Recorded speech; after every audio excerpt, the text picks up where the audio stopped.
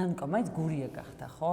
თავარი მიზეზი ამ შეტევების ობიექტი რა გახდა. იცით რა არის? აი რა მოხდა, აი ყველა ჩვენი აზრი გვაქვს რა თქმა უნდა. ეხლა ნახეთ როგორ არის. თავიდან ვფიქრავდი რომ ბაჩიაშვილის ჩარიცხვაზე გაბრაზდა ბიძინა. მე მქონდა კიდევ ესეთი იდეა შემეთავაზებინა რომ დაიტოვეთ აგოს 10,000 ლარი. ანუ ეგ ჩამომაჭერით რა და დანარჩენი მოხსენით ხატაღა თქვა. ეგეთი შეთავაზების გაკეთებდა, მაგრამ 400,000 აქვს წაღა. მე მეორე ვიფიქრე გურია.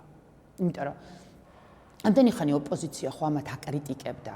რომ აი თქვენ არაფერს გამკეთებლებია, ხო თქვენ სუსტად. აი გურიამ დაანახა, რომ ლარნახევრად მოხალისეებმა 20-30 წლის ბავშვებმა, 35 წლის ბავშვებმა სტიქია. ხო, სტიქია. ისეთი პრეცედენტი შექმნეს იმისა, რომ როგორ უნდა მოაგვარო პრობლემა, როცა სახელმწიფოში, როცა ამის სურვილი გაქვს. და არა ის რომ გამოლპრანჭული ჩახვიდა გურიაში და ოთახიდან არ გამოხვიდა ფექი არ დაგისველდეს. ბურანით. ხო, ან ბურანით ისეირნო.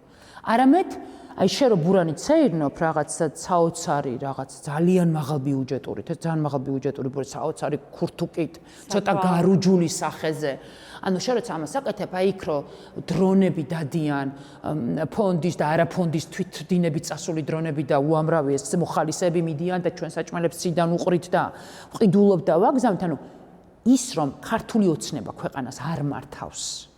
ადამიანებს არ ეხმარება, გასაჭირში მყოფ ადამიანებს არ ეხმარება, ანუ ეს იყო ისეთი ხილული, ერთ ხელის გულზე იდო ეს და მეორე ხელის გულზე იდო ის და შესაბამისად აქ ვიფიქრე, რომ ეს ირაკლი ყობახიძის ჭინთვა ხო არ იყო თქო, რომ აი მაგალითად ეს რაღაცა ეფექტური წარმოიდგინა ერთი ფონდი. და ყობახიძე მარტო მაგას. მეც მგონია.